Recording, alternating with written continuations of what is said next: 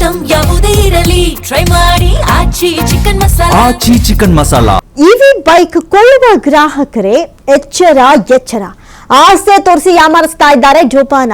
Low cost ನೆಪದಲ್ಲಿ ಗ್ರಾಹಕರಿಗೆ ವಂಚಿಸ್ತಾ ಇದ್ದಾರೆ. ನಿಮ್ಮ ಪ್ರಾಣಕ್ಕಿಲ್ಲ ಯಾವುದೇ guarantee warranty, no registration, no insurance, no driving licence ಅನ್ನೋ ಸುಳ್ಳುಗಳಿಗೆ ಕಂಪ್ಲೀಟ್ ಆಗಿ ಯಾಮಾರಬೇಡಿ. ನಾಡಿನಾದ್ಯಂತ ತಲೆ ಎತ್ತಿವೆ ಅನಧಿಕೃತ ಶೋರೂಮ್ಗಳು.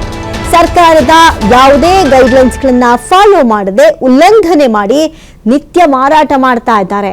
ಕ್ರಮ ಕೈಗೊಳ್ಳಬೇಕಾದಂತಹ RTO ಅಧಿಕಾರಿಗಳು ಪೊಲೀಸರು ಫುಲ್ ಸೈಲೆಂಟ್ ಆಗಿದ್ದಾರೆ. ಬಹುಶಃ ಕಂಡು ಕಾಣದಂತೆ ಇದ್ದಾರೇನೋ ಗೊತ್ತಿಲ್ಲ.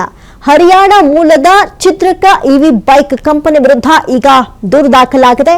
ಮಂಡ್ಯ ಜಿಲ್ಲೆಯ ನಂಜುಂಡ ಎಂಬುವವರಿಂದ ದೂರು ಕೊಡಲಾಗಿದೆ. ದೂರು ಕೊಟ್ಟು ತಿಂಗಳಾದ್ರೂ ಕ್ರಮ ಕೈಗೊಳ್ಳದೆ ಹಿಂದೇಟು ಹಾಕಿದ್ದಾರೆ. ಮಂಡ್ಯ RTO SP DCಗೆ ದೂರು ಕೊಟ್ಟರು ಪ್ರಯೋಜನವಾಗಿಲ್ಲ ಅಂತ ಈಗ ನಂಜುಂಡ ಆರೋಪ ಮಾಡ್ತಾ ಇದ್ದಾರೆ.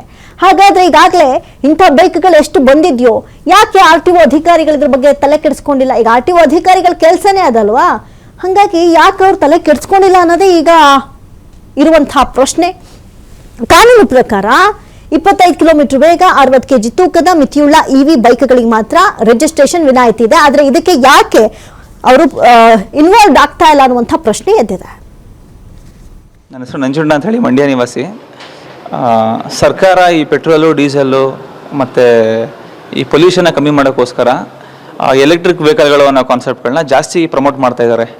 ಸೊ ಈ ಕಾನ್ಸೆಪ್ಟ್, ಈ ಸರ್ಕಾರದ ಒಳ್ಳೆ ಯೋಜನೆಗಳನ್ನ ಬಳಸ್ಕೊಂಡು ಕೆಲವೊಂದು ಕಾರ್ಪೊರೇಟ್ ಕಂಪ್ನಿಗಳು, ಪ್ರೈವೇಟ್ ಕಂಪ್ನಿಗಳು ಏನು ಮಾಡ್ತಾ ಇದ್ದಾರೆ, ಜನರಿಗೆ ಮೋಸ ಮಾಡ್ಕೊಂಡು, ಸರ್ಕಾರಕ್ಕೂ ಮೋಸ ಮಾಡ್ಕೊಂಡು ವೆಹಿಕಲ್ಸ್ಗಳನ್ನ ಸೇಲ್ ಮಾಡ್ತಾ ಇದ್ದಾರೆ. ಮಂಡ್ಯದ